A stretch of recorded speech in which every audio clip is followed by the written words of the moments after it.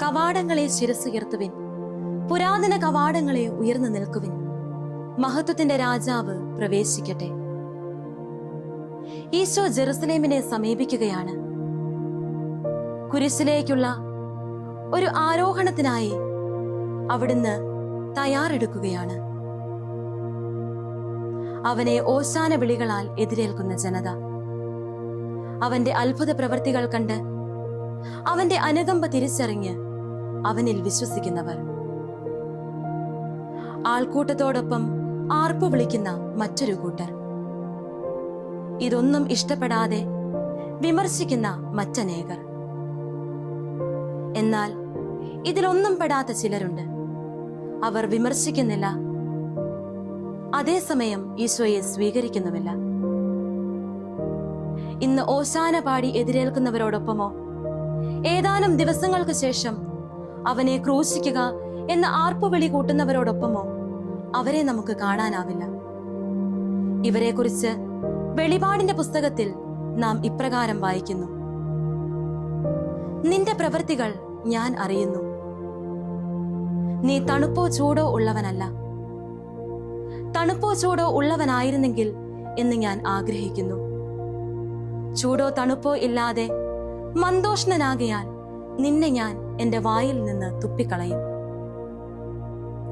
ഞാൻ ഏതു ഗണത്തിൽപ്പെടും? അവന്റെ സാന്നിധ്യം നൽകുന്ന ആത്മീയാനുഭൂതിയും നിയോഗ സാധ്യതയും മാത്രം കണ്ടാണോ ഞാൻ പ്രാർത്ഥിക്കുന്നത്? സഹനങ്ങളിൽ അവനോട് മറുതലിച്ച് അവനെ ക്രൂശിക്കുക എന്ന ആർപ്പുവിളി കൂട്ടുകയാണോ ഞാൻ? അതോ ലോകസുഖങ്ങളും ആത്മീയ പുരോഗതിയും ഒരുപോലെ സ്വപ്നം കണ്ടുകൊണ്ട് രണ്ടു വഞ്ചിയിലാണോ ഞാൻ യാത്ര ചെയ്യുന്നത്?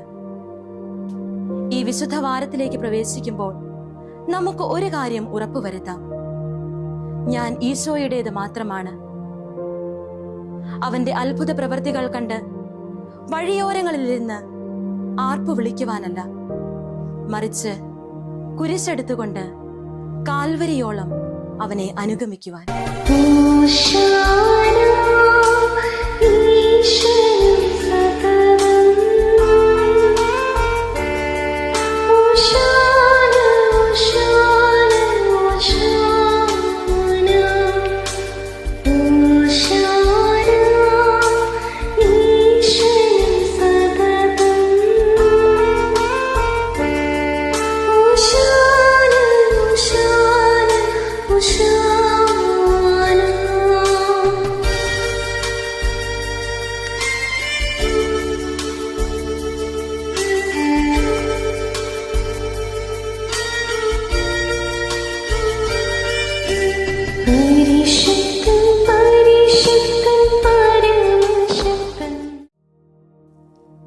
നമുക്ക് പ്രാർത്ഥിക്കാം.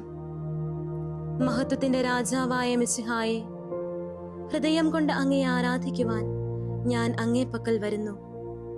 എന്നിലെ നിസ്സംഗത അങ്ങേ ആത്മാവിനാൽ നിർവീര്യമാക്കണമേ. എന്റെ സ്വാർത്ഥ താല്പര്യങ്ങൾക്കോ സുരക്ഷയ്ക്കോ വേണ്ടി ഞാൻ അങ്ങയെ തള്ളിപ്പറയാതിരിക്കട്ടെ. ഏത് ജീവിതാവസ്ഥയിലും ഞാൻ അങ്ങയെ മാത്രം തിരഞ്ഞെടുക്കട്ടെ. ഒരു കഴുതപ്പുറത്ത് വിനയാന്വിതനായി അങ്ങ് എഴുന്നള്ളും പോലെ അങ്ങേ തിരുഹൃദയത്തിലേക്ക് ഞാനും പ്രവേശിക്കട്ടെ. എന്റെ കുരിശും വഹിച്ച് അങ്ങേ പിന്നാലെ അതിവിശുദ്ധ സ്ഥലത്തേക്ക് പ്രവേശിക്കാനും അങ്ങയോടൊപ്പം ബലിയർപ്പിക്കാനും അങ്ങേ ആത്മാവിനാൽ എന്നെ ശക്തിപ്പെടുത്തിയാലും.